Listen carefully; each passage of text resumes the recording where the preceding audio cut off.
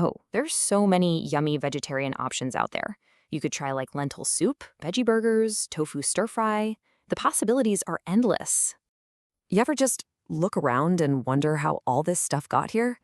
I mean, seriously, the coffee in your mug, the phone in your hand, even something as complex as a hospital. It all feels so different, kind of chaotic, right? But what if I told you there's a hidden blueprint, a secret game plan that almost every single business follows? Well, today, that's exactly what we're going to do. We're going to pull back the curtain and walk through that blueprint, step by step, from a wild idea all the way to the thing you can actually buy and use. So let's start with a little riddle. A hospital, a supermarket, and a car factory. I mean, on the surface, they're worlds apart. One saves lives, one sells groceries, and one builds machines. What could they possibly have in common? Well, it turns out underneath it all, they share the same fundamental DNA. They're all following a very specific, structured path to create and deliver value. And that's the path we're about to map out. Okay, so before we can even get to the blueprint, we've got to meet the players. It turns out you can pretty much sort any business you can think of into one of three main categories. Once you get a handle on these, the whole system starts to click into place. And here they are, the big three. It's actually amazing how simple it is when you break it down. You've got your service companies selling things you can't physically touch, like advice or an experience. Then you've got merchandising companies. Think of them as the connectors, the resellers. And finally, the manufacturing companies, the ones who literally make things from scratch. But here's the real key, the secret to telling them apart. Look at that last column. It all comes down to inventory. Does the company have it? And what kind of inventory is it? That one little detail tells you almost everything you need to know. So let's dive into that first one, service companies. Think of them as selling expertise, or a skill, or even just time. You know, when you go to the doctor, you're not walking out with a car. You're buying their knowledge and care. And since their product is something you can't hold in your hand, they don't have a big warehouse full of stuff they need to sell. Their value is in what they do for you. And we are surrounded by these companies. Your bank, it's not selling you piles of cash. It's providing the service of keeping your money safe and accessible. Your insurance company, it's selling you peace of mind, a promise. A consulting firm literally sells a plan, a roadmap to success. These are huge, massive industries, and they're all powered by intangible value. It's pretty incredible, really.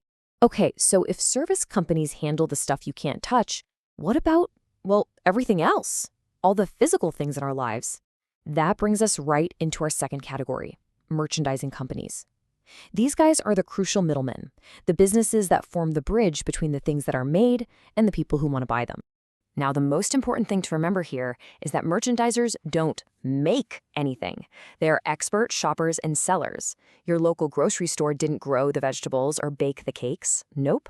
They found the best ones, bought them, put them all under one roof, and made it super easy for you to buy them. So for these companies, inventory isn't just a part of the business, it is the business.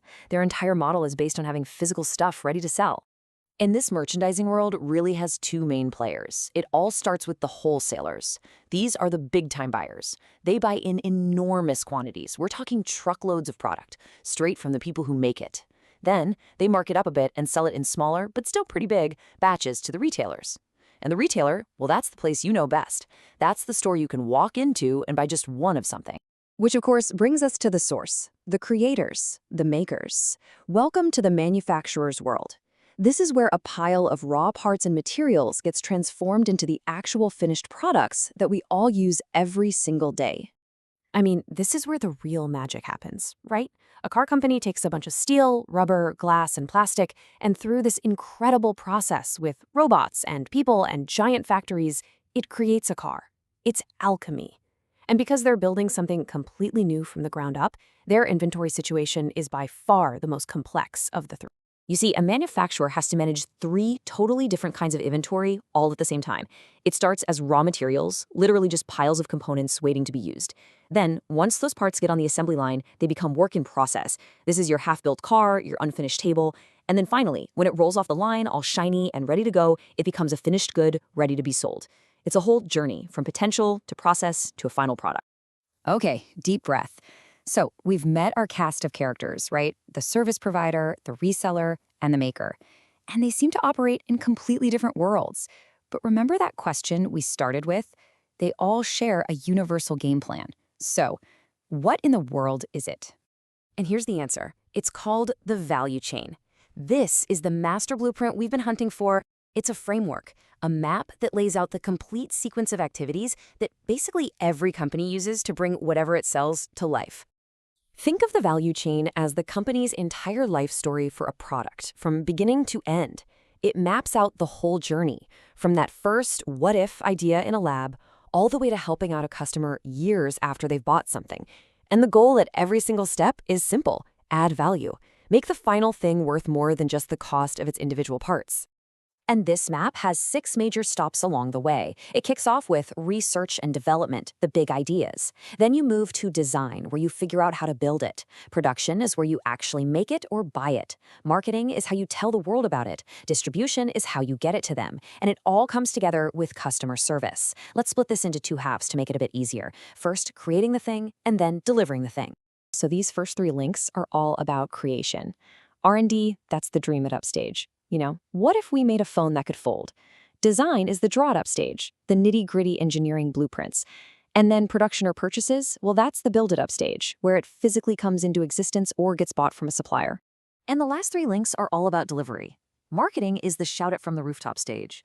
Distribution is the complex puzzle of actually getting the product into a customer's hands. And so important is customer service. This is the we've got your backstage, making sure the experience is great long after you've paid. Now, it's really easy to look at that list of 6 things and think of it as just a simple checklist. Step 1, step 2, step 3. But the real magic, the absolute genius of the value chain, is understanding that it is a deeply interconnected system. And this right here is probably the most important idea to get. The really smart companies, the ones that win, they don't just treat this like a to-do list, They don't just check off R&D and then move on to design. Nope. They see it as a living, breathing system where every single link in the chain affects all the others all the time. Think about it like this. When engineers are designing a new laptop, the best teams aren't just thinking about chips and screens. They're already in meetings with the marketing team asking, hey, what features will actually get people excited? They're talking to customer support asking, what were the biggest complaints about the last model so we can design those problems away? See? Every link informs every other link. And that brings us full circle. It doesn't matter if it's a high-tech car manufacturer, simple t-shirt shop, or a world-class hospital. The logic underneath it all is exactly the same. Real, lasting success isn't just about having one great idea. It's about being strategic and intentional about adding real value at every single link in this chain, from the very first sketch to the final thank you email. So I'll leave you with a question to chew on. Think about a product or a service that you absolutely love, something you're really loyal to. Now that you have this blueprint, can you pinpoint which link in its value chain is the one that really does it for you? Is it the revolutionary R&D, the beautiful design, the genius marketing? Or is it that amazing customer service that makes you feel valued? The answer tells you pretty much everything about why some businesses just get it right.